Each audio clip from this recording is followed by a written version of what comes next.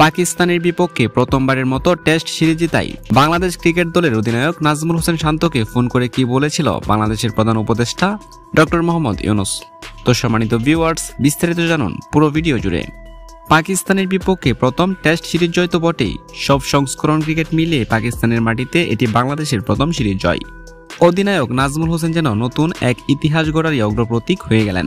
এমন বর্ণিল সাফল্যের দিনে ঢাকা থেকে নিশ্চয়ই অভিনন্দন সিক্ত অনেক ফোন পেয়েছেন বাংলাদেশ দলের অধিনায়ক। তার মধ্যে একটি ফোন কল নিশ্চিতভাবে আলাদা। অন্তর্বর্তীকালীন সরকারের প্রধান উপদেষ্টা ডক্টর মোহাম্মদ ইউনূসও যে ফোনে অভিনন্দন জানিয়েছেন তাকে। মাঠে দাঁড়িয়েই প্রধান উপদেষ্টার সঙ্গে কথা বলেছেন নাজমুল। পাকিস্তানের বিপক্ষে ঐতিহাসিক টেস্ট সিরিজ জয়ের জন্য ম্যাচের পরই নাজমুল ও তার দলকে অভিনন্দন জানিয়েছেন প্রধান উপদেষ্টা ডক্টর মোহাম্মদ ইউনূস। তিনি বলেন, আমার ও সরকারের পক্ষ থেকে আন্তরিক অভিনন্দন। পুরো জাতি তোমাদের নিয়ে গর্বিত। দেশে ফেরার পর বাংলাদেশ দলকে সংবর্ধনা দেওয়া হবে বলে জানিয়েছেন ইউনূস। বাংলাদেশ দলকে অভিনন্দন জানিয়ে একই পোস্ট দেওয়া হয়েছে প্রধান উপদেষ্টার ফেসবুক পেজেও।